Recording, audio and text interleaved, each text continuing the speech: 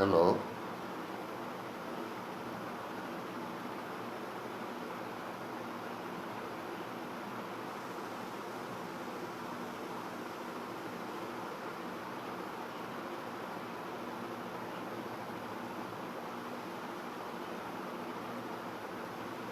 എന്നെ കാണാനും കേൾക്കാനും കഴിയുന്നുണ്ടോ?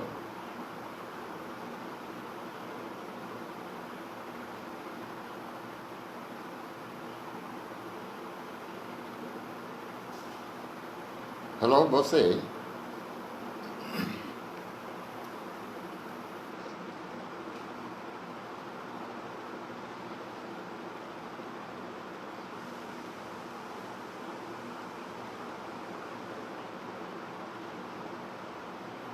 ബോസേ, കാണാമോ കേൾക്കാമോ?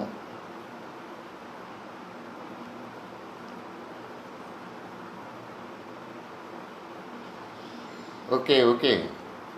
കാണാനും കേൾക്കാനും കഴിയുന്നുണ്ടോ?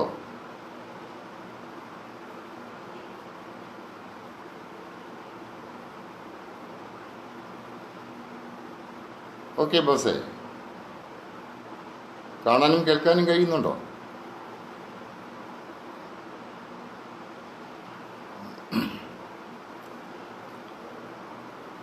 ഓക്കെ ആണല്ലോ. ആ, എൻ്റെ പ്രിയ സുഹൃത്തുക്കളെ, എല്ലാവർക്കും നമസ്കാരം. 30-ാം നാൾ ഞാൻ നിങ്ങളുടെ മുമ്പിൽ എത്തിയിരിക്കുകയാണ്. ബഹുമാന്യനായ ശ്രീ കുഞ്ഞികൃഷ്ണ പണിക്കർ അവർകൾ തുടങ്ങി വെച്ച ആദ്യ പ്രൊഫഷണൽ നാടകത്തിൻ്റെ SS നടനസഭ എന്ന ആദ്യ പ്രൊഫഷണൽ നാടകത്തിൻ്റെ 100-ാം ജന്മവാർഷികമാണല്ലോ. അതിൻ്റെ ഭാഗമായി ഇവിടെ സംഘടിപ്പിച്ചിരിക്കുന്ന നാടകരംഗത്തെക്കുറിച്ചുള്ള ചർച്ച, പ്രൊഫഷണൽ നാടകത്തിൻ്റെ പ്രതിസന്ധിയും പ്രതീക്ഷകളും, ഈ ഒരു ചർച്ച സംഘടിപ്പിച്ച ശ്രീ അജയ് ബോസിനും അതിൻ്റെ എല്ലാ സംഘാടകർക്കും ഞാൻ ആദ്യമേ നന്ദി രേഖപ്പെടുത്തുകയാണ്. ആദ്യമേ ഞാനൊരു മുൻകൂർ ജാമ്യത്തിന് അപേക്ഷിക്കുകയാണ്. വിഷയങ്ങളിൽ സംസാരിച്ചു തുടങ്ങുമ്പോൾ ചിലപ്പോൾ കമൻറ്റുകൾ എനിക്ക് ശ്രദ്ധിക്കാൻ കഴിയാതെ വരാം. പല ലൈവ് പ്രോഗ്രാമിലും അങ്ങനെ എനിക്ക് സംഭവിച്ചിട്ടുണ്ട്. അങ്ങനെ വന്നാൽ നിങ്ങൾ പൊറുക്കണം, ക്ഷമിക്കണം. ഉത്കൃഷ്ടമായ ഒരു നാടകബോധത്തിൻ്റെ, ആ നാടകബോധത്തിൽ നിന്നുണ്ടായ അഭിപ്രായങ്ങളോ നിരീക്ഷണങ്ങളോ നിർദ്ദേശങ്ങളോ ആയി എൻ്റെ വാക്കുകളെ നിങ്ങളാരും പരിഗണിക്കരുത്. വെറും ഒരു സാധാരണ നാടകപ്രവർത്തകനാണ് ഞാൻ. പഴയ തലമുറയിൽ തുടങ്ങി പുത്തൻ തലമുറയോടൊപ്പം ഇന്നും നിലനിൽക്കുന്ന ഒരു സാധാരണ നാടകക്കാരനാണ്. ഒത്തിരി നിരീക്ഷണങ്ങളും അഭിപ്രായങ്ങളും പ്രതീക്ഷകളും ഒക്കെ ഞാൻ കേൾക്കുകയുണ്ടായി. എല്ലാം കേൾക്കാൻ എനിക്ക് കഴിഞ്ഞില്ല. പലപ്പോഴും നെറ്റിൻ്റെ ഒരു പ്രശ്നം ഇവിടെ ഉണ്ടായിരുന്നു. അതുകൊണ്ട് തന്നെ പലതും പൂർണ്ണമായി എനിക്ക് കേൾക്കാൻ കഴിഞ്ഞിട്ടില്ല. എങ്കിലും എല്ലാ നിർദ്ദേശങ്ങളും എല്ലാ അഭിപ്രായങ്ങളും ഉന്നത നിലവാരം പുലർത്തിയെന്ന് തന്നെ പറഞ്ഞോട്ടെ. കുറേ സ്വപ്നങ്ങളും കുറേ പ്രതീക്ഷകളും കുറേ യാഥാർത്ഥ്യങ്ങളും ഒക്കെ ആയിരുന്നു. എൻ്റെ പ്രവർത്തന മികവും എൻ്റെ മാഹാത്മ്യവും ഒക്കെ പറഞ്ഞുകൊണ്ട് ഞാൻ തന്നെ എന്നെ മഹത്വവൽക്കരിക്കുന്ന ഒരു ശീലം എനിക്കില്ല. അതുകൊണ്ട് തന്നെ ആ ഒരു പരിഗണന അല്ലെങ്കിൽ ആ ഒരു സംസാരങ്ങൾ എന്നിൽ നിന്നുണ്ടാകില്ല. ഞാൻ എന്നിലേക്ക് കടക്കുന്നില്ല. അപ്പോൾ ഇവിടെ നാടകമാണ് പ്രശ്നം. നാടകത്തിൻ്റെ പ്രതിസന്ധിയാണോ പ്രശ്നം? നാടകമെന്ന പേര് ചേർത്തറിയപ്പെടുന്ന ഒത്തിരി കലാരൂപങ്ങളുണ്ട്. കാക്കാരിശി നാടകം, ചവിട്ട് നാടകം, അമച്ചർ നാടകം, തെരുവ് നാടകം, പ്രതീകാത്മക നാടകം, തനത് നാടകം, പിന്നെ പ്രൊഫഷണൽ നാടകവും. കാക്കാരിശി നാടകം എന്ന് പറയുന്നത് ഒരു ഹൈന്ദവ പുരാണ കഥയെ ആസ്പദമാക്കിയുള്ള ഒരു കഥയാണ്, ഒരു കലാരൂപമാണ്. ചവിട്ട് നാടകം എന്ന് പറയുമ്പോൾ ചവിട്ടിയാടുന്ന നാടകം. ബൈബിൾ കഥകളെ ആസ്പദമാക്കി മതപ്രചരണത്തിൻ്റെ ഭാഗമായി കടലോരത്തുള്ള മത്സ്യത്തൊഴിലാളികളുടെ ഇടയിൽ ബൈബിൾ പ്രബോധനങ്ങൾ അറിയിക്കാൻ വേണ്ടി ഉണ്ടാക്കിയ നാടകമാണ്. നജീബ് വെക്കാം, നമസ്കാരം. നമസ്കാരം ബിജു, നമസ്കാരം. നിധി, ഓക്കെ. ഇടയ്ക്കിടയ്ക്ക് ഞാൻ കാണുകയുള്ളൂ. തെരുവ് നാടകം, അതാണ് വളരെ ശക്തമായി പ്രതിഷേധിച്ചതും പ്രതികരിച്ചുകൊണ്ടും അവതരിപ്പിച്ച നാടകം. എവിടെ ജനം നിൽക്കുന്നു അവിടെ ചെന്ന് പ്രതിഷേധിച്ച നാടകമാണ് തെരുവ് നാടകം. മുരളി, ഉമേഷ്, ഞാൻ കാണുന്നുണ്ട് നിങ്ങളെ, നമസ്കാരം. അപ്പോൾ ഈ നാടകങ്ങൾ പ്രൊഫഷണൽ നാടകം ഒഴികെ, ഷാജി, വത്സൻ, നമസ്കാരമുണ്ട്. നമസ്കാരമുണ്ട്. ഇത്തരം നാടകങ്ങൾക്കൊന്നും, പ്രൊഫഷണൽ നാടകങ്ങൾ ഒഴികെ മറ്റൊരു നാടകങ്ങൾക്കും സാധാരണ ജനങ്ങളുടെ ചിന്തകളിലോ മനസ്സിലോ പൊതുസമൂഹത്തിൻ്റെ മനസ്സിലോ ചിന്തകളിലോ യാതൊരു ചലനവും സൃഷ്ടിക്കാൻ കഴിഞ്ഞിട്ടില്ല എന്നാണ് എൻ്റെ വിശ്വാസം. അക്ഷയ്, പ്രദീപ് ബാബു, നമസ്കാരം. അത് പ്രൊഫഷണൽ നാടകത്തിനേ കഴിഞ്ഞിട്ടുള്ളൂ. സാധാരണ ജനങ്ങളുടെ ഇടയിൽ, അക്ഷരാഭ്യാസം പോലും കുറവുള്ള ജനങ്ങളുടെ ഇടയിൽ, കർഷകരുടെ ഇടയിൽ, തൊഴിലാളികളുടെ ഇടയിൽ, അങ്ങനെയുള്ള സാധാരണക്കാരൻ്റെ മനസ്സിൽ ഇടം പിടിക്കാൻ കഴിഞ്ഞ ഒരു കലാരൂപം, ഒരു നാടക രൂപം പ്രൊഫഷണൽ നാടകം തന്നെയായിരുന്നു എന്നാണ് എൻ്റെ അഭിപ്രായം.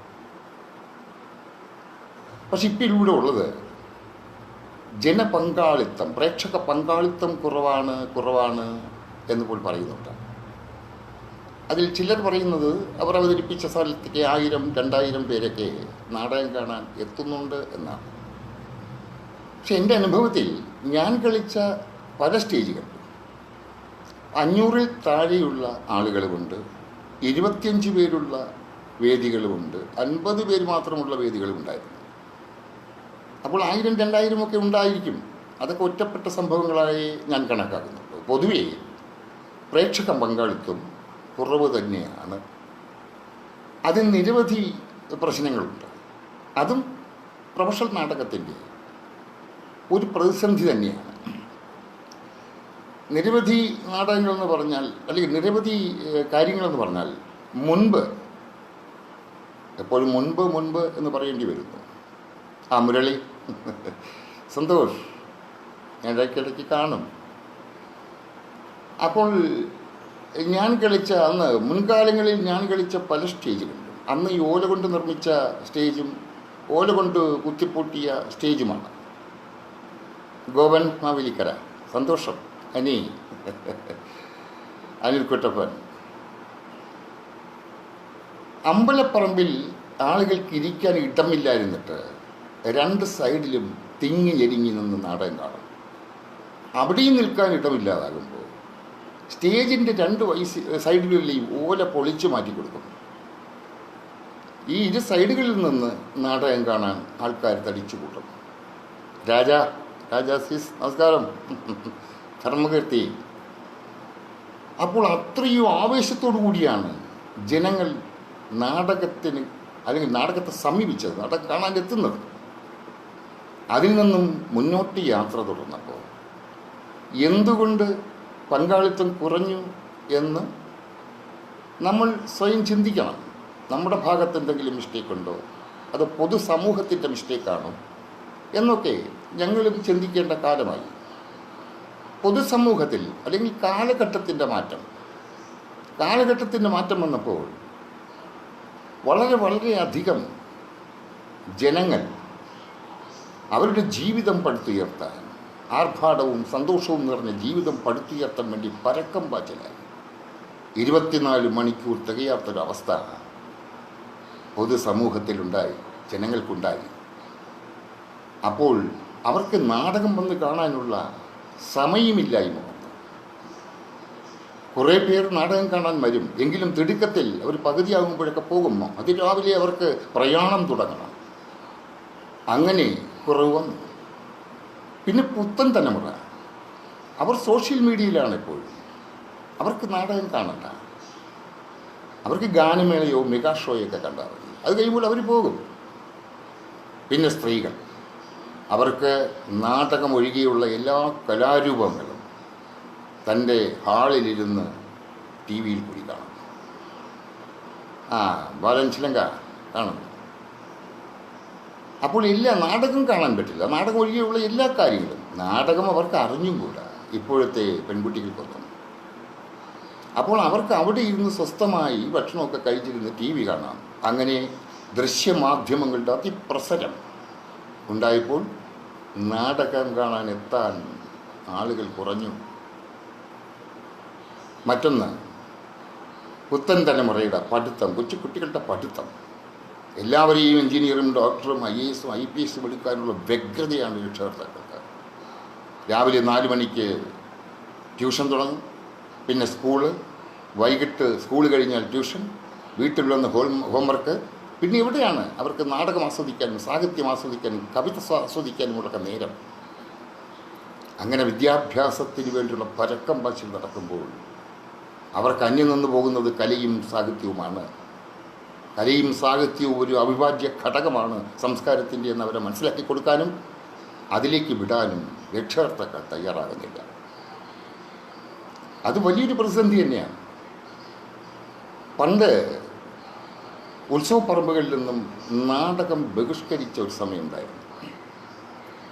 അന്ന് അതിൻ്റെ കാരണം നാടകത്തിൽ ഹാസ്യ കഥാപാത്രങ്ങൾ, ഹാസ്യ സീനുകൾ ആ കാലഘട്ടത്തിൽ ഏറെക്കുറെ സജ്ജീകരിച്ചിരുന്നത് വളരെ മോശമായ ദ്വയാർത്ഥപ്രയോഗങ്ങളും അശ്ലീല ചുവയുള്ള പദങ്ങളും കൊണ്ടായിരുന്നു. എന്നോട് തന്നെ പല സംഘാടകരും, ക്ഷേത്ര സംഘാടകർ എന്നോട് പറഞ്ഞിട്ടുണ്ട്, സാറേ നാടകം വയ്ക്കാൻ പറ്റില്ല. കാര്യം ഇവിടെ പൊതുവേ ഒരു എതിരഭിപ്രായമുണ്ട്. പെൺകുട്ടികളും സ്ത്രീകളും കുഞ്ഞുങ്ങളും വൃദ്ധരും വന്നിരുന്ന് ഒരുമിച്ചിരുന്ന് കാണുന്ന വേദിയിൽ അസഭ്യവാക്കുകൾ ഉപയോഗിക്കുക, ദ്വയാർത്ഥങ്ങൾ പ്രയോഗിക്കുക, അശ്ലീല ചുവയുള്ള പദങ്ങൾ ഉപയോഗിക്കുക, അങ്ങനെ ഹാസ്യത്തിന് വേണ്ടി ഇത്തരം വാക്കുകൾ ഇത്തരം പ്രവൃത്തികളും ചെയ്യുമ്പോൾ അതൊരു ക്ഷേത്രാങ്കണത്തിൽ അത് അവതരിപ്പിക്കാൻ ബുദ്ധിമുട്ടാണ്. അങ്ങനെ കുറേ ക്ഷേത്രങ്ങൾ നാടകം ഒഴിവാക്കി.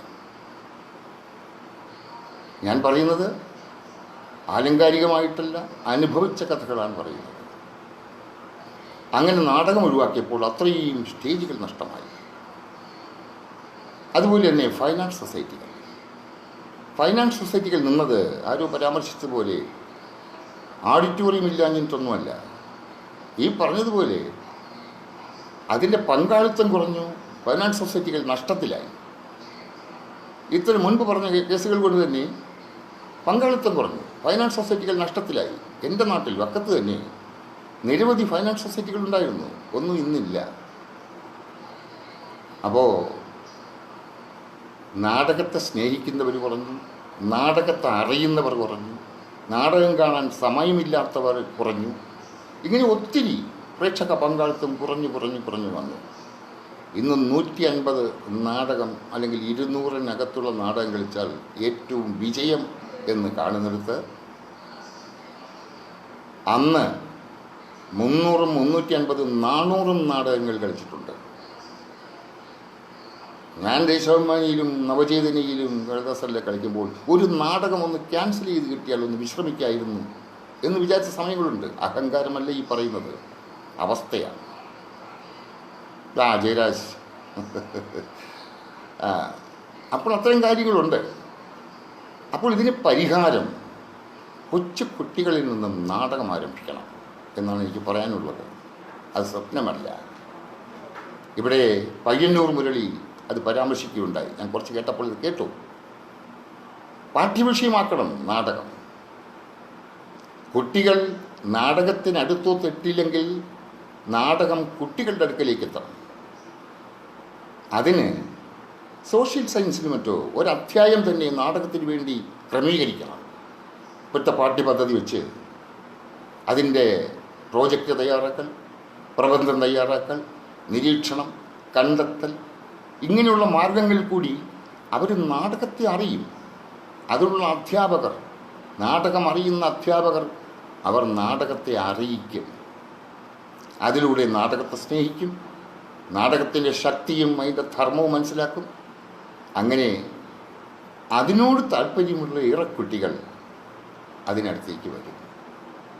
ഇത് പറയാൻ കാര്യം ചക്രപാണി പറയാൻ കാര്യം, നാടക പഠനക്കളരി എന്ന് പറഞ്ഞൊരു സംഘടന ഞങ്ങൾ ഈ കടയ്ക്കാവൂർ വക്കം പ്രദേശത്തുണ്ടാക്കി. ഷിബു, ഞാൻ, അങ്ങനെ കുറച്ച് ആളുകൾ ചേർന്ന് ഉദ്ഘാടനവും സമാപനവും ആ സമയം തന്നെയായിരുന്നു. കാരണം ഞങ്ങൾ കടയ്ക്കാവൂർ സ്കൂളിലും വക്കം സ്കൂളിലും ഞങ്ങൾ നേരിട്ട് ചെന്ന് പ്രിൻസിപ്പാളിനെയും എച്ച്എമ്മിനെയും കണ്ടിട്ട് പറഞ്ഞു, ഞങ്ങൾക്ക് വേണ്ടി ഈ നോട്ടീസ് സാറ് ക്ലാസ്സിൽ വായിക്കണം. അതായത് നാടകത്തിൽ അഭിനയിക്കാൻ താല്പര്യമുള്ള കുട്ടികൾ എച്ച്എമ്മിൻ്റെ കയ്യിലോ പ്രിൻസിപ്പാളിൻ്റെ കയ്യിലോ പേര് കൊടുക്കണം. അവരെ ഞങ്ങൾ കളക്ട് ചെയ്ത് ഒരു പ്രതിഫലവുമില്ലാതെ നാടകം എന്താണെന്ന് പഠിപ്പിക്കണം, കല എന്താണെന്ന് പഠിപ്പിക്കണം. ഞങ്ങൾ കൊടുത്തിട്ട് പോന്നു. പിറ്റേന്ന് സാർ ഫോൺ ചെയ്ത് വിളിച്ചു തന്നെ എൻ്റെ അടുത്ത് പറഞ്ഞു, സാറേ, ഒരു കുട്ടി പോലും താല്പര്യം കാണിച്ചുകൊണ്ട് ഇതിന് മുന്നോട്ട് വന്നിട്ടില്ല. ചിലപ്പോൾ താല്പര്യമുള്ള കുട്ടികൾ ഉണ്ടായിരുന്നിരിക്കാം, പക്ഷെ വീട്ടിൽ ചെന്നപ്പോൾ രക്ഷകർത്താൻ അനുവദിക്കില്ല. കലയോ, കല ജീവിതത്തിൽ ഒന്നും നേടിത്തരില്ല. പഠിക്കുക, 24 മണിക്കൂറും പഠിക്കുക, ഉറങ്ങാൻ സമയമില്ലാതെ പഠിക്കുക, ചിരിക്കാൻ സമയമില്ലാതെ പഠിക്കുക, കളിക്കാൻ സമയമില്ലാതെ പഠിക്കുക. പിന്നെ ആ കുട്ടികളെങ്ങനെ നാടകം അറിയാൻ വരും, നാടകം പഠിക്കാൻ വരും? അപ്പോൾ ഈ മുരളി പരാമർശിച്ചതുപോലെ തന്നെ, വൈനൂർ മുരളി പരാമർശിച്ചതുപോലെ തന്നെ, നാടകം കുട്ടികളുടെ അടുത്തേക്ക് ചെല്ലുക. അതിനുവേണ്ടി ഞങ്ങൾ സർക്കാരുമായി ബന്ധപ്പെട്ട്, വിദ്യാഭ്യാസ വകുപ്പുമായി ബന്ധപ്പെട്ട ഒരു അധ്യായം നാടകത്തിൽ പുസ്തകത്തിൽ സോഷ്യൽ സയൻസിലോ മറ്റോ ക്രമീകരിച്ച് നൽകണം. അതിനുവേണ്ടി ഞങ്ങൾ ശ്രമിക്കണം. അതാണ് ശാസ്ത്രീയപരമായ, ആശയപരമായ മാർഗം. അപ്പോൾ പുത്തൻ തലമുറയെ നമുക്ക് കിട്ടും. നമ്മുടെ കാലം പോയിക്കോട്ടെ, നമ്മൾ കാലശേഷമായിരുന്നാലും മതി. കുട്ടികൾ നാടകത്തിലേക്ക് ആകർഷിക്കപ്പെടണം. അതുപോലെ തന്നെ ഗ്രാമീണ നാടക മേഖല, ഓരോ ഗ്രാമത്തിലും 1, 2, 3, 4 മാസ് ക്ലബ്ബുകൾ ഉണ്ടായിരുന്നു. ഓണം, ക്രിസ്മസ്, വിഷു, വാർഷികം, ഈ സമയത്തെല്ലാം മറ്റ് ജോലികളൊക്കെ കഴിഞ്ഞ് ആ ഒരു വർഷം അവർ നാടകം കളിക്കാൻ തിരഞ്ഞെടുക്കും. വീടുകളിലെല്ലാം ഇറങ്ങിപ്പോയി. ഞാനും പോയിട്ടുണ്ട്. കയർ മേഖലയിലൊക്കെ പോയി ചില്ലറ പൈസകൾ പോയി കളക്ട് ചെയ്ത് കൊണ്ടുവന്ന് കയറ്റി കിടക്കുന്ന മാല പണയം വെച്ച്, അമ്മയുടെ ആഭരണങ്ങൾ മേടിച്ച് പണയം വെച്ച് നാടകം കളിക്കാൻ, അതിനോട് ആ അഭിനിവേശമുള്ളത് കൊണ്ട് നാടകം കളിക്കാൻ വേണ്ടി ചെറുപ്പക്കാർ ഒത്തുകൂടി ആ നാടകം പരിശീലിക്കുകയും അതിലൂടെ നാടകത്തിൻ്റെ അവസ്ഥയും ശക്തിയും മനസ്സിലാക്കുകയും ചെയ്യായിരുന്നു. ഇന്നതില്ല. ഇന്ന് അങ്ങനെ ഒരു സംവിധാനമേ ഗ്രാമങ്ങളിലില്ല. അത് നാടകത്തിൻ്റെ പരാജയത്തിന് ഒരു കാരണമാണ്. അപ്പോൾ യുവാക്കൾ നാടകത്തിലേക്ക് വരുന്നില്ല. അത് വളരെ ദൗർഭാഗ്യകരമായ ഒരവസ്ഥയാണ്. അപ്പോൾ നാടകത്തിൻ്റെ പ്രതിസന്ധികൾ ഇതൊക്കെയാണ്. പ്രൊഫഷണൽ നാടകം, ഞാനിവിടെ ഇടയ്ക്കൊന്ന് പറഞ്ഞോട്ടെ. പ്രൊഫഷണൽ നാടകം എന്ന് പറയുമ്പോൾ നാടകം പ്രൊഫഷണായി സ്വീകരിച്ച നാടകമാണ്. ഇവിടെ ഞാൻ ആരെയും കുറ്റപ്പെടുത്താനോ വിമർശിക്കാനോ വേണ്ടിയല്ല. ഈ ചർച്ച ചെയ്തുകൊണ്ടിരിക്കുന്ന വിഷയം തന്നെ പ്രൊഫഷണൽ നാടകത്തിൻ്റെ പ്രതിസന്ധിയും പ്രതീക്ഷയുമാണ്. ഇവിടെ ഞാൻ കേട്ട ചില നിർദ്ദേശങ്ങളും ചില അഭിപ്രായങ്ങളും വെച്ച് ഈ ചർച്ചയേ പാടില്ലെന്നാണ് എനിക്ക് തോന്നുന്നത്. പ്രൊഫഷണൽ നാടകം എന്ന് പറഞ്ഞാൽ പ്രൊഫഷണായി കലയെ, നാടകത്തെ സ്വീകരിച്ചത്, തൊഴിലധിഷ്ഠിത നാടക പ്രവർത്തനം. ഇവിടെ വന്ന ഒരു അഭിപ്രായം കേട്ടുകൊണ്ട് പറയുകയാണ്, ജീവിക്കാൻ വേണ്ടി നാടകത്തെ പ്രതീക്ഷിക്കരുത്. ജീവിതം മുന്നോട്ട് കൊണ്ടുപോകാൻ വേണ്ടി നാടകത്തെ പ്രതീക്ഷിക്കരുത്. ജീവിക്കാൻ വേണ്ടി മറ്റു മാർഗങ്ങൾ തിരഞ്ഞെടുക്കണം, മറ്റു പണിക്ക് പോകണം. അങ്ങനെയെങ്കിൽ പിന്നെ പ്രൊഫഷണൽ നാടകത്തിന് പ്രസക്തിയുണ്ടോ? രസിക്കാൻ വേണ്ടി ഒരു നാടകം, ജീവിക്കാൻ വേണ്ടി മറ്റൊരു പണി.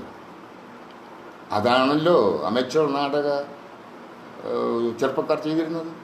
അവരുടെ ജീവിതമൊക്കെ കഴിഞ്ഞ് ജോലിക്ക് പോയി വന്ന് നാടകം അവതരിപ്പിക്കുന്നു ഒരു വർഷത്തിലൊരിക്കൽ. അപ്പോൾ പ്രൊഫഷണൽ നാടകം വേണ്ട, പ്രൊഫഷണൽ കലാകാരന്മാർ വേണ്ട, പ്രൊഫഷണൽ എഴുത്തുകാർ വേണ്ട, സംവിധായകർ വേണ്ട, പ്രൊഫഷണൽ നാടക പ്രവർത്തകരെ വേണ്ടല്ലോ. പിന്നെ നമ്മൾ ഈ പ്രതിസന്ധിയെയും പ്രതീക്ഷകളെയും സംസാരിച്ചിട്ട് വല്ല കാര്യമുണ്ടോ? പ്രൊഫഷണൽ നാടകം നിലനിൽക്കണം. അത് തൊഴിലധിഷ്ഠിത മേഖല തന്നെയായി മാറണം. അർദ്ധപട്ടിണിക്കാരായ പാവപ്പെട്ട തൊഴിലാളികൾ, കലാകാരന്മാർക്ക് തൊഴിലവസരം ഉണ്ടാകാൻ നാടകം തന്നെയാണ് വേണ്ടത്. മാത്രമല്ല, ഈ പറയുന്ന മറ്റു തൊഴിലിന് അന്വേഷിച്ച് പോകണമെന്ന് പറയുമ്പോൾ തന്നെ ഇന്ന് വളരെയധികം ആളുകൾ, എനിക്കറിയാവുന്ന ഒത്തിരി കലാകാരന്മാർ തൊഴിലിന് പോകുന്നുണ്ട്. സ്ത്രീകൾ കുടുംബശ്രീ വഴി വിവിധ പദ്ധതികൾ, അച്ചാർ നിർമ്മാണം, പലഹാര നിർമ്മാണം, കൃഷി, അങ്ങനെ നിരവധി കാര്യങ്ങൾ, ആട് വളർത്തൽ, പശുവിനെ വളർത്തൽ, കോഴി വളർത്തൽ, അങ്ങനെ വരുമാനം കിട്ടുന്ന ഒത്തിരി കാര്യങ്ങൾ അവർ ചെയ്യുന്നുണ്ട്. ഈ നാടക കലാകാരികൾ തന്നെ പലരും. നാടക കലാകാരന്മാർ പെയിൻറ്റിങ്ങിന് പോകുന്നുണ്ട്, ഇലക്ട്രിക് പണിക്ക് പോകുന്നുണ്ട്, മേശനായി പോകുന്നുണ്ട്, ഉദ്യോഗസ്ഥരുണ്ട്. അങ്ങനെ വിവിധ മേഖലകളിൽ അവരുടെ ജീവിതത്തിന് വേണ്ടി പണിയെടുക്കുന്ന നാടക കലാകാരന്മാർ നിരവധിയുണ്ട്.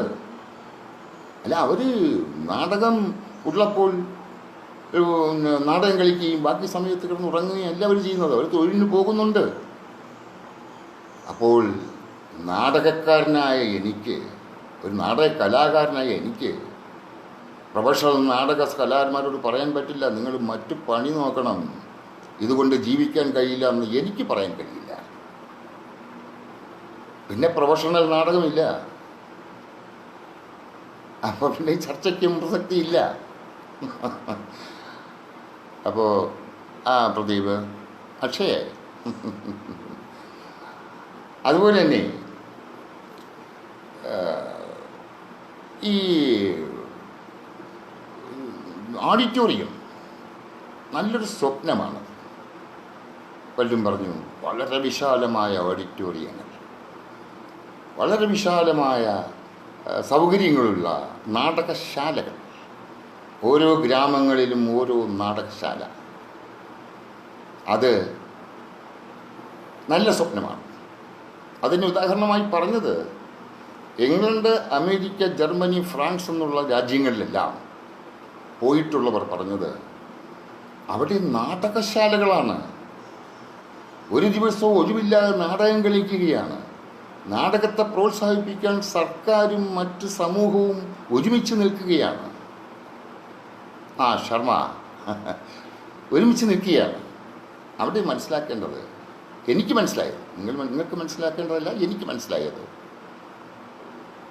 വികസിത രാജ്യങ്ങളാണ് ഈ പറഞ്ഞ ലിസ്റ്റിലുള്ളതല്ല. നമ്മുടെ നാട് വികസ്വര രാജ്യമാണ്. അവർ വികസിച്ച് കഴിഞ്ഞ നാടാണ്. ഞങ്ങൾ വികസിക്കാൻ തുടങ്ങി വികസിച്ചു കൊണ്ടിരിക്കുന്ന നാടാണ്.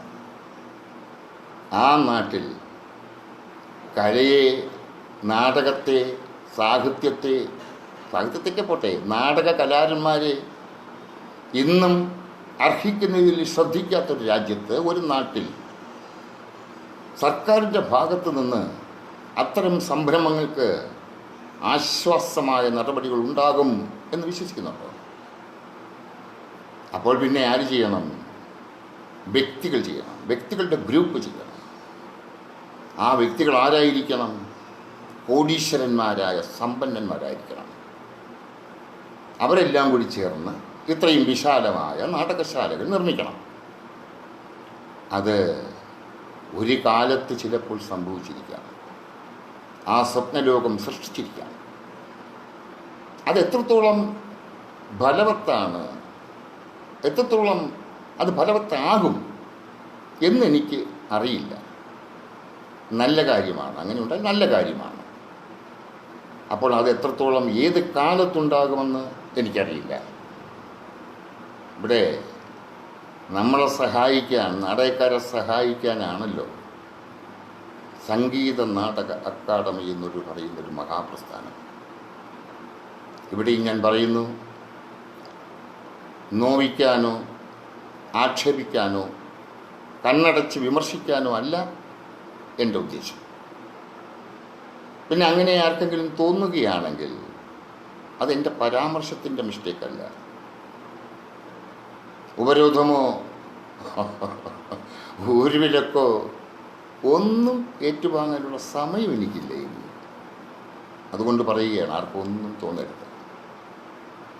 ഞാൻ സംഗീത നാടക അക്കാദമിയെ പരാമർശിച്ചുകൊണ്ട് അതിനെ ന്യായീകരിച്ചുകൊണ്ട് പറഞ്ഞ കുറേ കാര്യങ്ങളിലേക്ക് കൂടി പറഞ്ഞില്ലെങ്കിൽ അത് ഞാനൊരു നാടക കലാകാരനാകില്ല. അങ്ങനെ ലൈവ് പ്രോഗ്രാമിൽ പലതും ഞാൻ കേട്ടിട്ടുണ്ട്. അതായത് സംഗീത നാടക അക്കാദമി ഉണ്ടായ കാലം മുതൽ സാമ്പത്തികമായും അവരുടെ സമീപനം കൊണ്ടും നന്നാക്കി നന്നാക്കി നന്നാക്കി ഉയർത്തിക്കൊണ്ടുവരാൻ പ്രൊഫഷണൽ നാടകത്തെ ശ്രമിച്ചെങ്കിലും ഒരിക്കലും നന്നാകാത്ത പാഴ്ജന്മങ്ങളാണ് പ്രൊഫഷണൽ നാടകക്കാർ എന്നൊരു തോന്നലാണ് എനിക്കുണ്ടായത്. അങ്ങനെ നന്നാകാത്ത വർഗമാണോ പ്രൊഫഷണൽ നാടക കലാകാരന്മാർ? ഇവർ നന്നാക്കാൻ ശ്രമിച്ചില്ല എന്ന് തന്നെയാണ് എനിക്ക് പറയാനുള്ളത്. മറ്റൊരു പരാമർശം കേട്ടത് അതെപ്പോഴും ഉണ്ടാകുന്നൊരു പരാമർശമാണ്. അതായത് നാടക മത്സരം എന്ന് പറയുമ്പോൾ സംസ്ഥാന നേതൃത്വത്തിലുള്ള അക്കാദമിയുടെ നേതൃത്വത്തിലുള്ള നാടക മത്സരം, അതിനെപ്പറ്റി വിമർശിക്കുന്നു. അതിൽ അപാകതയുണ്ട്, സ്വജനപക്ഷപാതമുണ്ട് എന്നൊക്കെ ആളുകൾ വിമർശിക്കുന്നു. എല്ലാ കാലത്തും വിമർശനം ഉണ്ടാകാറുണ്ട്. ആ വിമർശനം എങ്ങനെ വരുന്നു എന്ന് പരിശോധിക്കാറില്ല. വിമർശനം എന്തുകൊണ്ടുണ്ടായി എന്ന് പരിശോധിക്കുന്നില്ല. അങ്ങനെ വിമർശിക്കുന്നവർ തരം താഴ്ന്ന വ്യക്തികളാണ് എന്നൊരു പരാമർശം ഉണ്ടായി. വിമർശിക്കുന്നവർ തരം താഴ്ന്ന വ്യക്തികളാണെന്ന് പരാമർശിച്ചാൽ എങ്ങനെ? പിന്നെ ആരാണ് തരം താഴാത്ത വ്യക്തികൾ?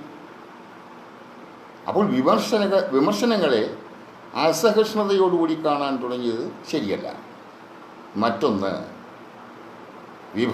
വിമർശിച്ച ഒരാൾ അയാൾക്കെതിരെ കേസ് കൊടുക്കാൻ ഭാവിച്ചു. അങ്ങനെ കേസ് കൊടുക്കാൻ ഭാവിച്ചപ്പോൾ അയാൾ സാഷ്ടാംഗ പ്രണാമം ചെയ്ത്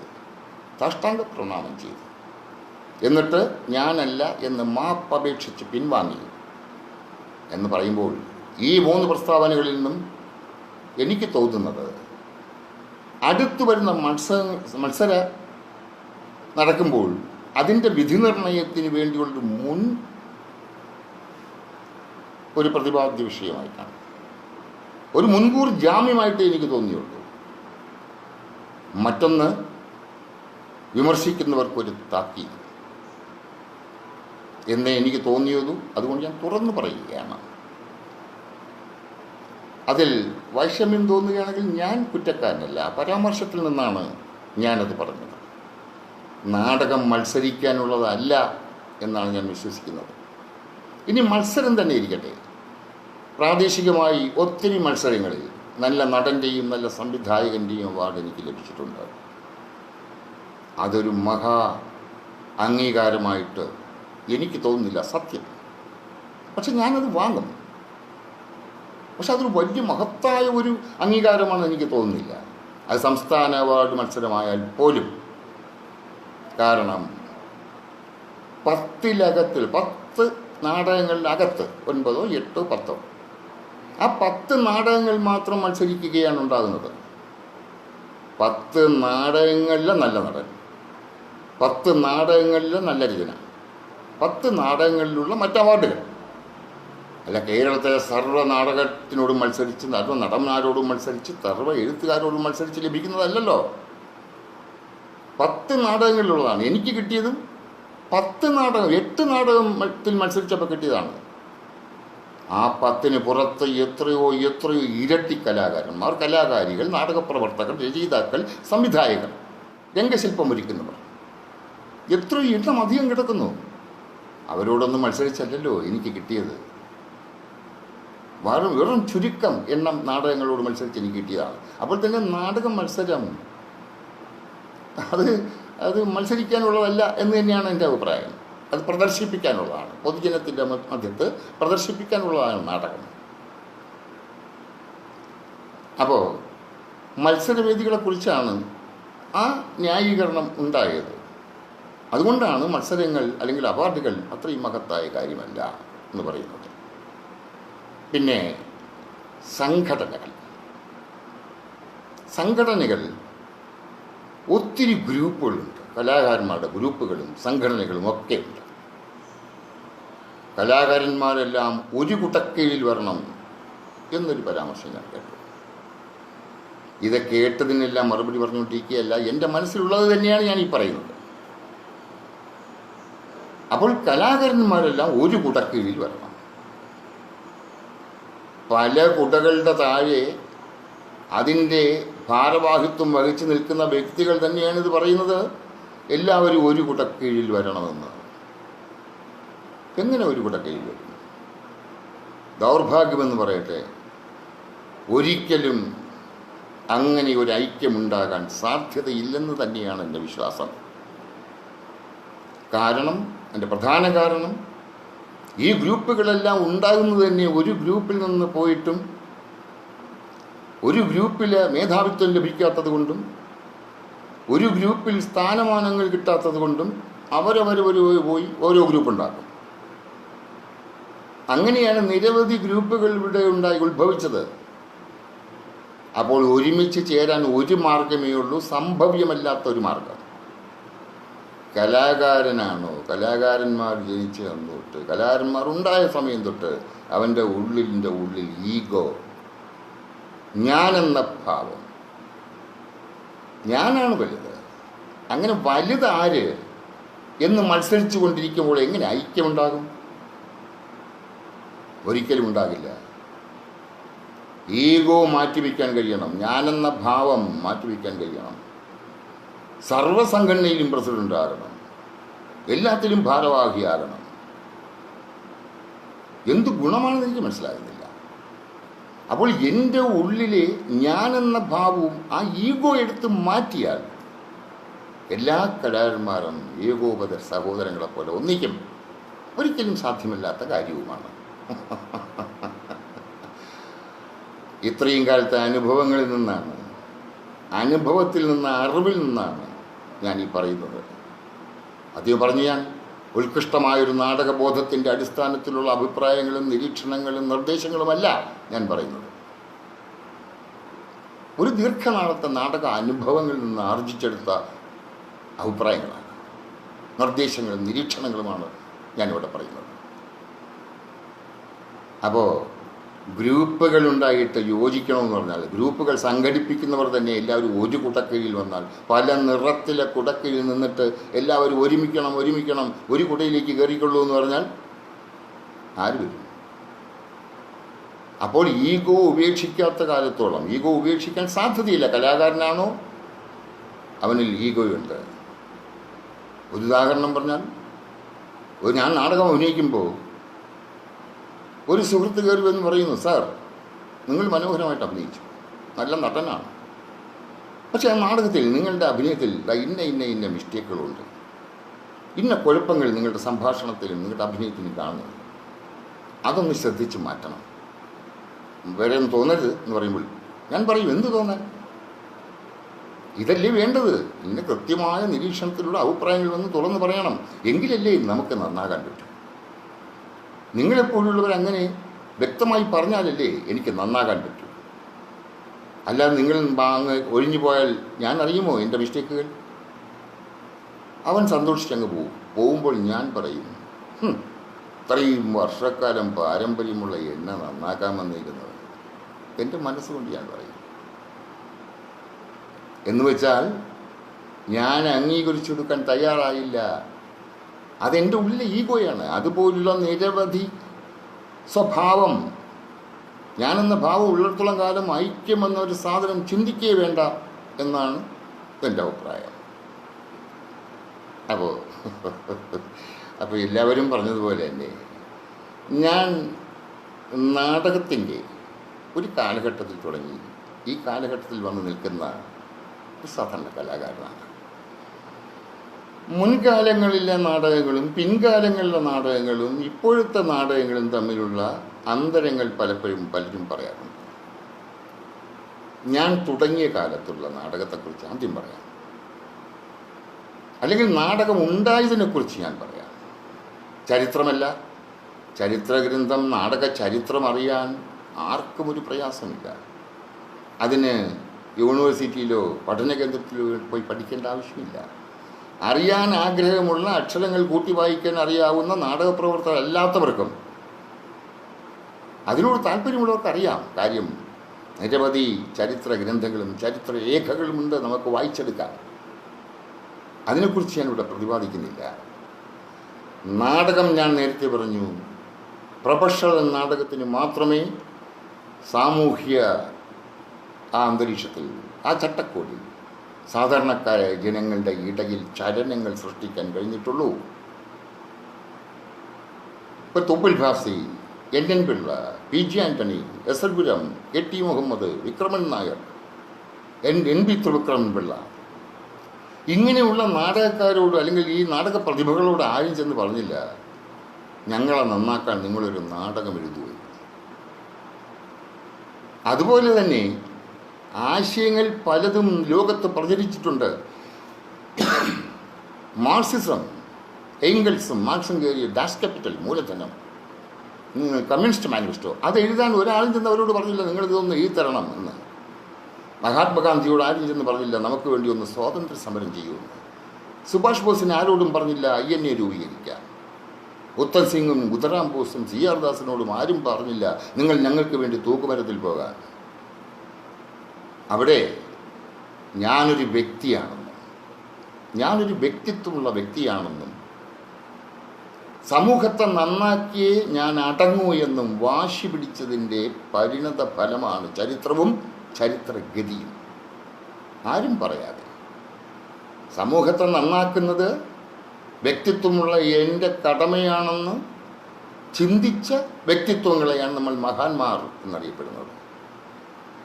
അങ്ങനെ ആരും ചെന്ന് പറയാതെ നാടകം സൃഷ്ടിച്ചവരാണ് മുൻ ആചാര്യന്മാർ. അവരെന്തിനു വേണ്ടി നാടകം സൃഷ്ടിച്ചു? ആ കാലഘട്ടത്തിൻ്റെ ജീർണതയ്ക്കെതിരെ, ജാതി മത വർഗ വർണ്ണ വ്യത്യാസങ്ങളുടെ, അനാചാരങ്ങൾക്കെതിരെ, അസമത്വത്തിനെതിരെ, അന്ധവിശ്വാസങ്ങൾക്കെതിരെ, ജന്മിത്വ സമ്പ്രദായത്തിൻ്റെ ആധിപത്യത്തിനും മൃഗീയമായ സമീപനത്തിനെതിരെ, രാഷ്ട്രീയ പാപ്പരത്വത്തിനെതിരെ, രോഗം കുറ്റമല്ലെന്ന് പ്രഖ്യാപിച്ചുകൊണ്ട്, അങ്ങനെ നാടിനകമാണ് നാടകമെന്ന അർത്ഥത്തിൽ വ്യാഖ്യാനിച്ച നാടകങ്ങൾ, നാടിനകത്തേക്ക് ഇറങ്ങി നാടകം എഴുതിയവർ. അപ്പോൾ അങ്ങനെ നാടകത്തിനകത്തിറങ്ങി, നാടിനകത്തിറങ്ങി, നാടിനകത്തുള്ള ജീർണതയ്ക്കെതിരെ കലഹിച്ചവർ, അതിനെതിരെ പ്രതിരോധം തീർത്തവർ, പ്രതിഷേധിച്ചവർ, അവരായിരുന്നു നാടക രചയിതാക്കൾ. അന്നൊരു പ്രത്യേകതയുണ്ട്, എല്ലാവർക്കും അറിയാവുന്നത് തന്നെ. അവരാരോടും അനുവാദം ചോദിക്കണ്ട, ഞാൻ ഇന്നത് എഴുതിക്കോട്ടെ എന്ന് അനുവാദം ചോദിക്കണ്ട. അവർ തന്നെയാണ് രചനയും സംവിധാനവും സംഘാടകനും. ആരുടെ അനുവാദം അവർക്ക് വേണ്ട. അവരങ്ങനെ കലഹിച്ചതിൻ്റെ, പ്രതിഷേധിച്ചതിൻ്റെ, പ്രതികരിച്ചതിൻ്റെ പ്രതിഫലനങ്ങളാണ് ജനസമൂഹത്തിൽ ചലനങ്ങൾ സൃഷ്ടിച്ചത്. ആ രചനാ രീതിയാണ് ജനസമൂഹത്തിൽ ചലനങ്ങൾ സൃഷ്ടിക്കുകയുണ്ടായത്. നാടകം കൊണ്ടൊരു സമൂഹം നന്നാവുമെന്ന് ചോദിച്ചാൽ,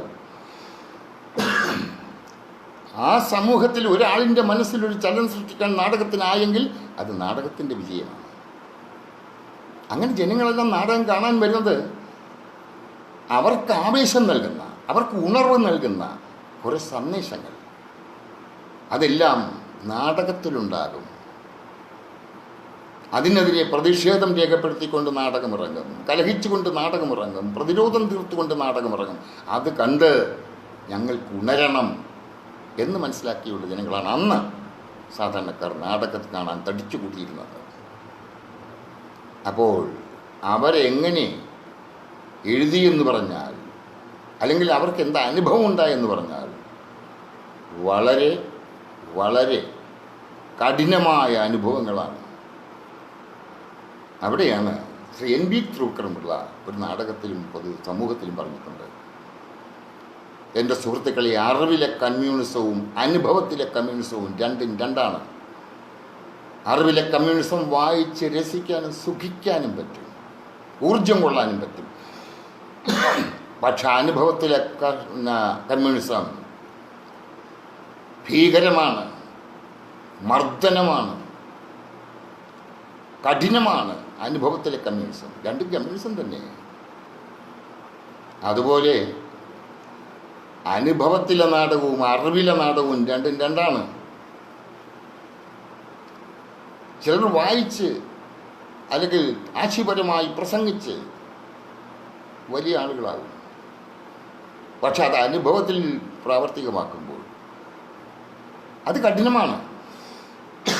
അങ്ങനെ കഠിനമായ അനുഭവങ്ങളെ നേരിട്ടവരാണ് പഴയ നാടകക്കാർ. സ്റ്റേജുകൾ ആക്രമിക്കപ്പെട്ടു, എഴുത്തുകാരെയും സംവിധായകരെയും ആക്രമിച്ചു, നാടക വണ്ടി ആക്രമിച്ചു, നാടകശാലയിൽ കയറി നാടക ഗ്രന്ഥങ്ങൾ ചുട്ടുകരിച്ചു. അന്ന് അവരെ കാവൽ നിൽക്കാൻ, അവർക്ക് കാവൽ നിൽക്കാൻ പ്രസ്ഥാനമുണ്ടായിരുന്നു, സംഘടനകളുണ്ടായിരുന്നു, വ്യക്തികളുണ്ടായിരുന്നു, പൊതുസമൂഹമുണ്ടായിരുന്നു. അതുകൊണ്ട് അവർ ഊർജ്ജസ്വലരായി ശക്തി ആർജിച്ചുകൊണ്ട് നാടകങ്ങൾ എഴുതിക്കൊണ്ടേയിരുന്നു. നാടകം എഴുതാൻ അവർ സ്വീകരിച്ച മാർഗങ്ങളും വിഭിന്നമാണ്. എസ് എൽ പുരം സാധൻ സാറ് ഒരിക്കൽ നാടകരചനയുടെ ഒരു സംഭവകഥ അദ്ദേഹം കോറിയിട്ടിട്ടുണ്ട്. അതെന്തെന്ന് വെച്ചാൽ, ക്ഷമിക്കണം, എനിക്ക് കാര്യങ്ങൾ പറയുമ്പോൾ പലപ്പോഴും ശ്രദ്ധിക്കാൻ കഴിയില്ല, ഞാൻ ജാമ്യം എടുത്തിട്ടുണ്ടായി. അദ്ദേഹം പറഞ്ഞത്, ഒരിക്കൽ അദ്ദേഹം വീട്ടിലിരിക്കുമ്പോൾ അദ്ദേഹത്തിൻ്റെ സുഹൃത്ത് ഒരു അഡ്വക്കേറ്റ്, അദ്ദേഹം വന്ന് ചോദിച്ചു, ഏയ് സദാനന്ദൻ, ഇന്ന് വേറെ പണിയൊന്നുമില്ല, നാടകരചന അങ്ങനെയൊന്നുമില്ലല്ലോ, ഞാൻ വിശ്രമിക്കുക, എങ്കിൽ ഞങ്ങൾക്കൊരു കാര്യം ചെയ്യാം, ഞാൻ തിരുവനന്തപുരത്ത് പോയി, അന്ന് കാറ് അത്ര വലിയ ആളുകൾക്കൊന്നുമില്ല, ഒരുപാട് പേർക്കൊന്നുമില്ല, ഒറ്റ കാറൊക്കെ പരിസരത്ത് കാണും. അദ്ദേഹം പറഞ്ഞു, ശരി, ഞാൻ കൂടെ വരാം. അദ്ദേഹം കാറിൽ കയറി തിരുവനന്തപുരത്ത് പോയി. തിരുവനന്തപുരത്ത് ഈ കാർ പോയത് റെസ്ക്യൂ ഷട്ടറിലേക്കാണ്, വേശ്യാവൃത്തി ചെയ്യുന്ന പെൺകുട്ടികളെ കൊണ്ട് പാർപ്പിക്കുന്ന ഇടം. ഇവർ രണ്ടും കൂടി അവിടെ ചെന്നു. അദ്ദേഹം അവിടുത്തെ സൂപ്രണ്ടിനെ കാണാൻ അകത്ത് കയറിപ്പോയി. എസ് എൽ പുരം റിസപ്ഷൻ്റെ അവിടെ ഇരുന്നു.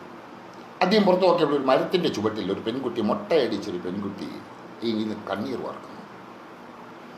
അങ്ങനെ കണ്ണീരൊഴുക്കിക്കൊണ്ടിരുന്നു. കുറേ നേരം എസ് എൽ പുരം അവരിങ്ങനെ നോക്കിക്കൊണ്ടിരുന്നു. ഈ സമയത്ത് കാര്യങ്ങൾക്ക് ശരിയാക്കി തൻ്റെ സുഹൃത്തും അവിടുത്തെ സൂപ്രണ്ടും കൂടെ വന്നു. പോകാമെന്ന് പറഞ്ഞു. അപ്പോൾ എസ് എൽ പുരം ചോദിച്ചു, ഇല്ല, പെൺകുട്ടി ഇന്ന് കരയുന്നു, എന്താണ്? അപ്പോൾ സൂപ്രണ്ട് പറഞ്ഞൊരു കഷ്ടമാണ്, ഇന്നലെ രാത്രി ലോഡ്ജിൽ നിന്നും അറസ്റ്റ് ചെയ്തതാണ്. ആലപ്പുഴയിലൊരു കുട്ടിയാണ് ഒരു ചെറുക്കനെ സ്നേഹിച്ച് അവനുമായിട്ട് ലോഡ്ജിൽ വന്ന് മുറിയെടുത്തു. പോലീസ് അറസ്റ്റ് ചെയ്തു. ആ പയ്യൻ സമ്പന്ന കുടുംബത്തിലൊരു പയ്യനായിരുന്നു, സ്വാധീനമുള്ളവനായിരുന്നു. ആ പയ്യനെ റിലീസ് ചെയ്ത് കൊണ്ടുപോയി. പെൺകുട്ടിക്ക് ആരുമില്ല, വീട്ടിൽ അറിഞ്ഞിട്ടുമില്ല. അവിടെ അറസ്റ്റ് ചെയ്ത് റെസ്ക്യൂ ഷട്ടറിൽ കൊണ്ടുവന്ന് പാർപ്പിച്ചിരിക്കുകയാണ്. വന്ന നേരം തൊട്ട് പച്ചവെള്ളം പോലും കുടിച്ചിട്ടില്ല, കരച്ചിൽ നിർത്തിയിട്ടില്ല. എസ് എൽ പുരം പറഞ്ഞു, സുഹൃത്തിനോട് പറഞ്ഞിടാ, ഞാൻ ഈ പെണ്ണിനെ കെട്ടിയാലോ? ഇവർ രണ്ടുപേരും ഞെട്ടിപ്പോയി. സുഹൃത്ത് ചോദിച്ചു, നീ എന്തായി പറയുന്നത്? തമാശയാണോ? തമാശയല്ല, ഞാൻ ഈ പെണ്ണിനെ കെട്ടാൻ പോവുകയാണ്. ഉടൻ സുഹൃത്ത് പറഞ്ഞു, നിൻ്റെ വീട്ടിൽ നിന്ന് നീ ഇറക്കിക്കൊണ്ടുവരുന്നത് അവരെല്ലാം കണ്ടതാണ്. എനിക്ക് ആ നാട്ടിൽ എസ് എൽ പുരത്ത് ജീവിക്കാൻ പറ്റില്ല, ആലപ്പുഴയിലേ എനിക്ക് ജീവിക്കാൻ പറ്റില്ല. അനാവശ്യം പറയരുത്, നീ ഇപ്പം എൻ്റെ കൂടെ വരണം. സൂപ്രണ്ട് പറഞ്ഞു, സദാനന്ദൻ എന്തായി പറയുന്നത്? നിങ്ങൾ പൊയ്ക്കോളൂ, ഇവിടെ നിൽക്കട്ടെ. നീ ഇല്ല, ഞാൻ അവളെ കെട്ടാൻ പോവുകയാണ്. ഇവിടെ സുഹൃത്ത് ചോദിച്ചു, കെട്ടിക്കൊണ്ട് നീ വീട്ടിൽ ചെന്നാൽ എന്തെന്തെന്തെന്ത് സംഭവങ്ങൾ അവിടെ നടക്കുമെന്ന് നിനക്കറിയാമോ? നീ ഇപ്പോൾ കയറി പറഞ്ഞ് കാറിൽ കൊണ്ടുപോയി. അദ്ദേഹം തൻ്റെ വസതിയിൽ ചെന്ന് ആലോചിച്ചു. ആ പെണ്ണിനെ ഞാൻ കെട്ടി എൻ്റെ വീട്ടിൽ കൊണ്ടുവന്നാൽ എന്തെല്ലാം സംഭവിക്കും, എന്തെല്ലാം സംഭവിക്കും എന്നുള്ളതാണ് അതിൽ കലാപാരമായ അംശങ്ങളും ഭാവനയും കൂടി കലർത്തി എഴുതിയ നാടകമാണ് അഗ്നിപുത്രി. ദേശാഭിമാനിക്ക് വേണ്ടി എഴുതിയ അഗ്നിപുത്രി. അതിൻ്റെ സൃഷ്ടി ഉണ്ടാകുന്നത് ഈ ഒരു സംഭവത്തിൽ നിന്നാണ്. ഞാൻ പറഞ്ഞു വരുന്നത്, ഈ രചയിതാക്കൾ ആ കാലഘട്ടത്തിൽ പൊതുസമൂഹത്തിൽ ഇറങ്ങുകയും ഇടപെടുകയും സാധാരണക്കാരൻ്റെ ഇടയിലേക്ക് സഞ്ചരിക്കുകയും ചെയ്തിരുന്നു എന്നുള്ളതാണ് അതിൻ്റെ ഒരു പ്രത്യേകത. മറ്റൊരനുഭവം തോപ്പിൽ ഭാസി അദ്ദേഹം എഴുതിയിട്ടിരുന്നു. അദ്ദേഹം ഒരിക്കൽ പറഞ്ഞിട്ടുണ്ട്, നാടിനകമാണ് നാടകം, അല്ലാതെ ആയോധന കലയോ മെയ്വഴക്ക പ്രദർശനമോ ഒന്നുമല്ല നാടകം. എസൽപുരം പറഞ്ഞു, അന്തരീക്ഷത്തിൽ നിന്ന് ചാടിപ്പറിക്കുന്നതല്ല നാടകം. ജീവിതഗന്ധിയായ മനുഷ്യ മനസ്സിൻ്റെയും മനുഷ്യ ജീവിതത്തിൻ്റെയും കലാപരമായ പകർപ്പാണ് നാടകം എന്ന് പറഞ്ഞിട്ടുണ്ട്. ആ പകർപ്പന്വേഷിച്ചാണ് ഈ സഞ്ചാരികൾ, ഈ രചയിതാക്കൾ സഞ്ചരിച്ചത്. തോപ്പിൽ ഭാസിയുടെ കാര്യം പറഞ്ഞല്ലോ.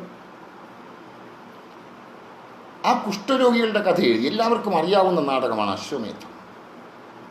കുഷ്ഠരോഗികളുടെ കഥ, അവരുടെ അവസ്ഥ, പടിയടച്ചു പിണ്ടം വയ്ക്കുന്ന അവസ്ഥ, സ്വന്തം വീടിൻ്റെ പടിവാതിക്കൽ പോലും കൊട്ടിയടയ്ക്കുന്ന അവസ്ഥ, അപശകനങ്ങളായി വാട്ടി ഓടിക്കുന്ന അവസ്ഥ കുഷ്ഠരോഗികൾ. അദ്ദേഹം ആ രോഗികളെ കണ്ട് വിഷമിച്ചിട്ട് നിരന്തരം സാനിറ്റോറിയത്തിൽ പോകുമായിരുന്നു.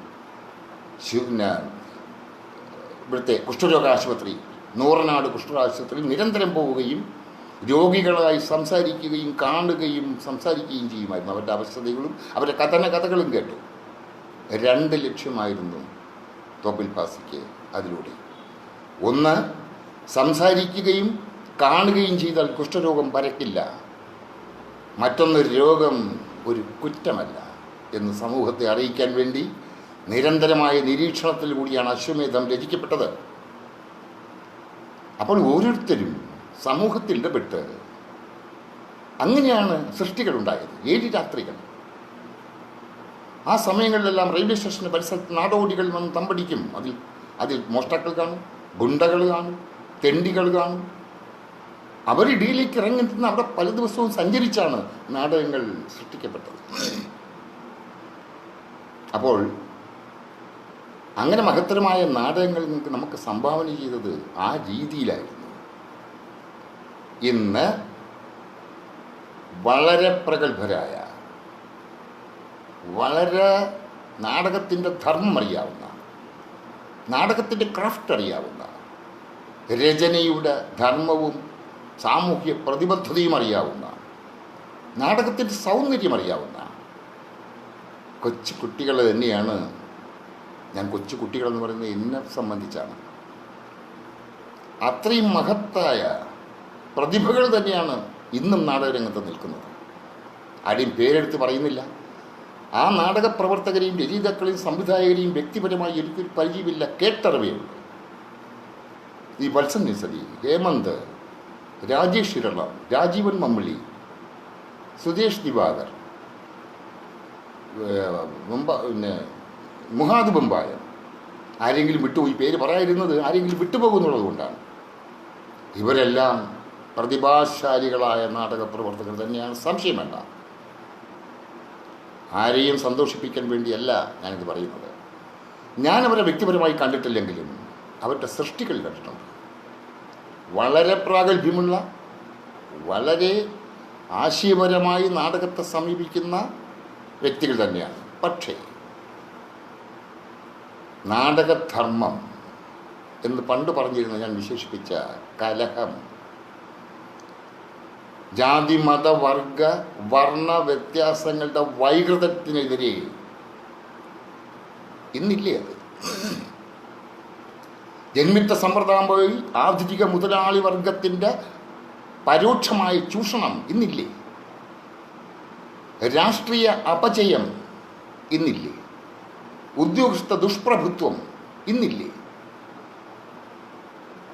അന്നുള്ളത് തന്നെ പല രൂപം മാറി ഇന്നുമുണ്ട് ഒരേ ഭാവത്തിൽ. പക്ഷേ ഈ പ്രതിഭകൾക്ക് വിലങ്ങ് വീണിരിക്കുന്നു. അവർക്കൊന്ന് എണീറ്റ് നിന്ന് സ്വതന്ത്രമായി എഴുതാൻ കഴിയണ്ടേ? സംസാരിക്കാനോ സംവിധാനമോ ചെയ്യാൻ കഴിയണ്ടേ? ഈ കാലഘട്ടത്തിലെ ഒരു സംവിധായകൻ ശബ്ദ സൗഹാർദ്ദത്തിൽ എന്നോട് പറഞ്ഞു, കേട്ടാ, സമ്മതിക്കില്ല, എഴുതാൻ സമ്മതിക്കില്ല, മനസ്സിനും ചിന്തയ്ക്കും വിലങ്ങ് ധരിപ്പിക്കപ്പെട്ടിരിക്കുന്നു. പ്രൊഡ്യൂസേഴ്സ് പറയും വേണ്ട, ആ വിഷയത്തിൽ തൊടണ്ട. പ്രൊമോട്ടേഴ്സ് പറയും ആ വിഷയത്തിൽ തൊടല്ലേ. അങ്ങനെ തൊട്ടാൽ, പണ്ട് ഞാൻ പറഞ്ഞു, പണ്ടുള്ളവർക്ക് കാവൽ നിൽക്കാൻ പൊതുസമൂഹവും പ്രസ്ഥാനവും സംഘടനകളും വ്യക്തികളും ഉണ്ടായിരുന്നു. ഇന്ന് ഇവർക്ക് കാവൽ നിൽക്കുന്ന ആരുണ്ട്? നാടകക്കാർ പോലുമില്ല. പിന്നെ അവരാർക്ക് വേണ്ടി കലഹിക്കണം, പ്രതികരിക്കണം, പ്രതിഷേധിക്കണം? അപ്പോൾ അവരുടെ സർഗപ്രതിഭ, അവരുടെ ആ മൂല്യങ്ങൾ, അവരുടെ പ്രതികരണശേഷി, പ്രതിഷേധശേഷി, കലഹിക്കുന്ന ആർജവമെല്ലാം വിഷമത്തോടെ ഒതുക്കി വെച്ച്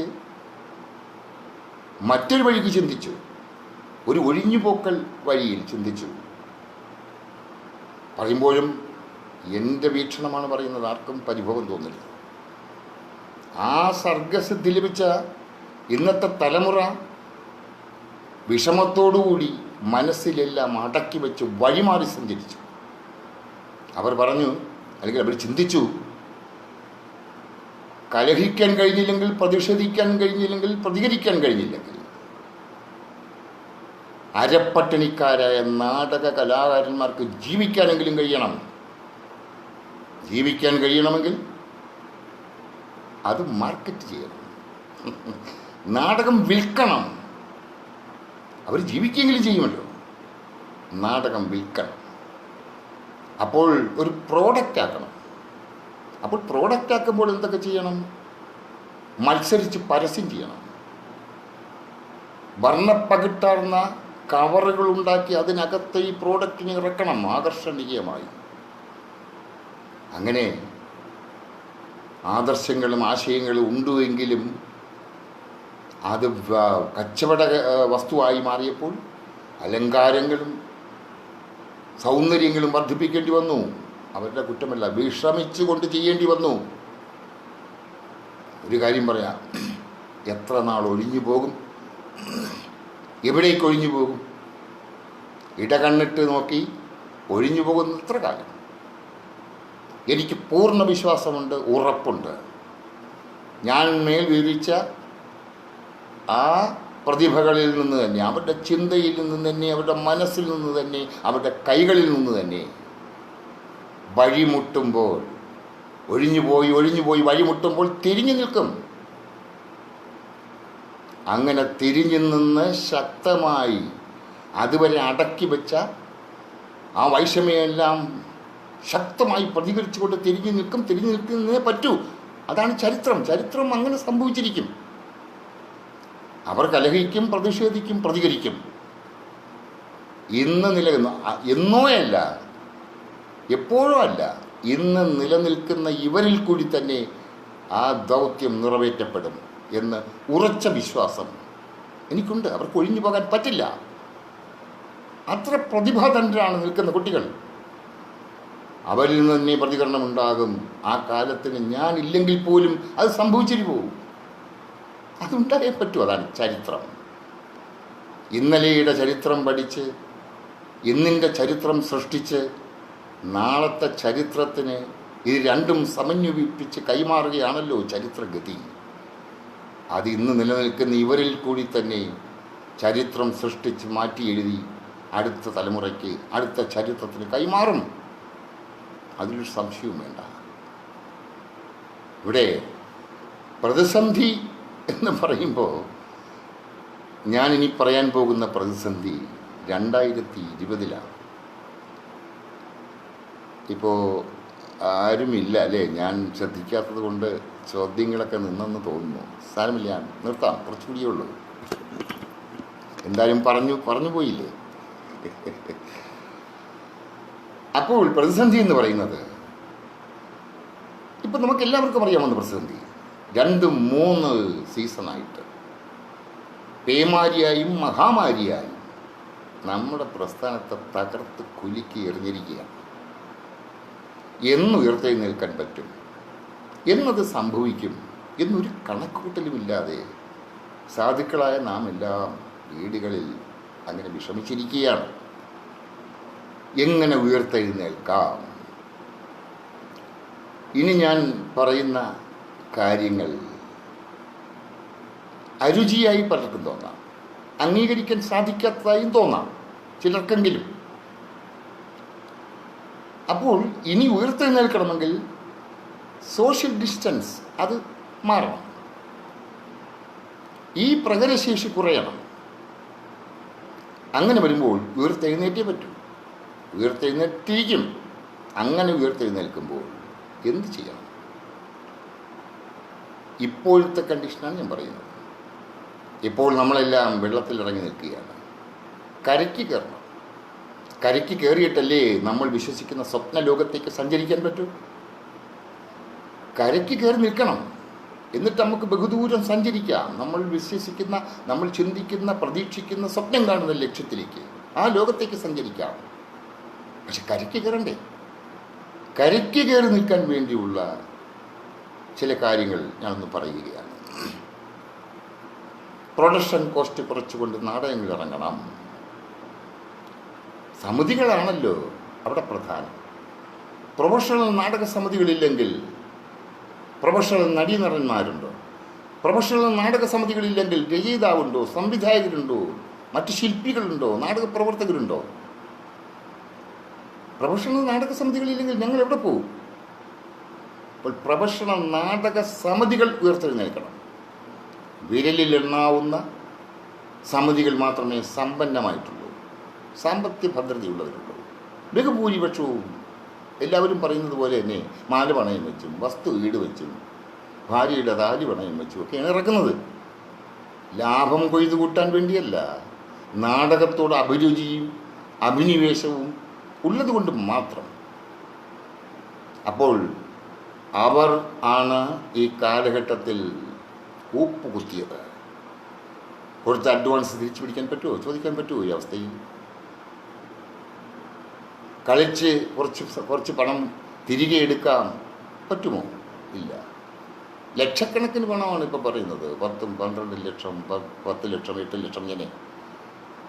അപ്പോൾ ഇതെല്ലാം നഷ്ടപ്പെട്ട് കോപ്പ് കുത്തിയത് സംഘാടകരാണ്, സമിതികളാണ്.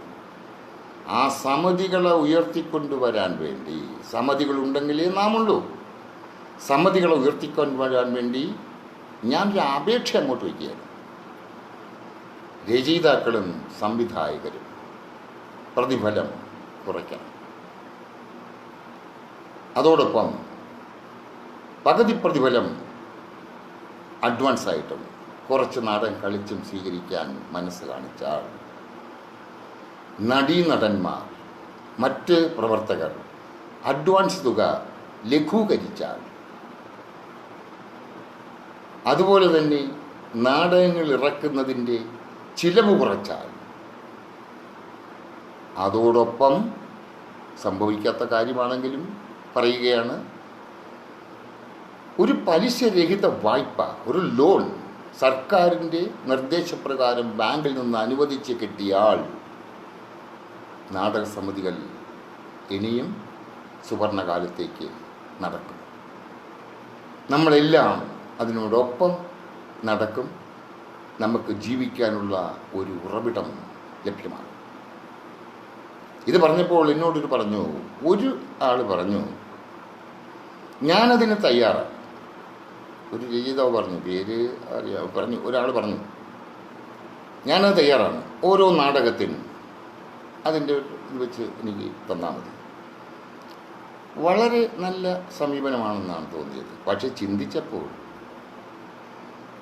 100 നാടകം കളിച്ചാൽ ആദ്യം എഴുതി കിട്ടുന്ന നാടകത്തിന് പണ്ടത്തെ പോലെ ഒരു തുകയുണ്ടല്ലോ നാടക രചയിതാവിന്, അതങ്ങ് കൊടുത്തു കഴിഞ്ഞാൽ അതിനേക്കാൾ 3 ഇരട്ടി ഈ തുക വരും. വളരെ സഹായപരമായിട്ട് പറഞ്ഞതാണ്. അദ്ദേഹം ഒരു നാടകത്തിന് കൊടുക്കേണ്ട തുക പറഞ്ഞപ്പോൾ അദ്ദേഹത്തിന് സാധാരണ കൊടുക്കുന്ന തുകയേക്കാൾ 3 ഇരട്ടി കൊടുക്കേണ്ടി വരും. പല തവണയായിട്ടാണെന്നേ ഉള്ളൂ. അപ്പോൾ അതെല്ലാം ലഘൂകരിച്ചുകൊണ്ട് നാടകം ഇറങ്ങിയാൽ നമുക്കെല്ലാം സന്തോഷത്തോടെ ആ നാടക സമിതികളിൽ കൂടി നമ്മുടെ പ്രതിഭകൾ പ്രോജ്വലിപ്പിച്ച് അവതരിപ്പിക്കാനും നമുക്ക് നാടകങ്ങൾ മുന്നോട്ട് പോകാനും നാടകത്തിലൂടെ കലഹിക്കാനും കഴിയും എന്നാണ് എൻ്റെ വിശ്വാസം. പ്രിയ സുഹൃത്തുക്കളെ, നേരമധികമായി എല്ലാവർക്കും ബോറടിച്ചോ എന്നെനിക്കറിയില്ല. എൻ്റെ പരിമിതമായ അറിവിൽ നിന്നും നാടക ജീവിതത്തിൽ നിന്ന് കിട്ടിയ ചില അനുഭവങ്ങളിൽ നിന്ന് കിട്ടിയ നിർദ്ദേശങ്ങളും അഭിപ്രായങ്ങളും വീക്ഷണങ്ങളുമാണ് ഞാനിവിടെ പറഞ്ഞത്. അപ്പോൾ ഞാൻ നിങ്ങളോടെല്ലാം അനുവാദം ചോദിച്ചുകൊണ്ട് ഞാൻ ഇതിൽ നിന്നും വിടവാങ്ങുകയാണ്. ഇത്രയും നേരം എന്നെ സഹിച്ചതിന് എല്ലാവർക്കും നന്ദി രേഖപ്പെടുത്തുന്നു.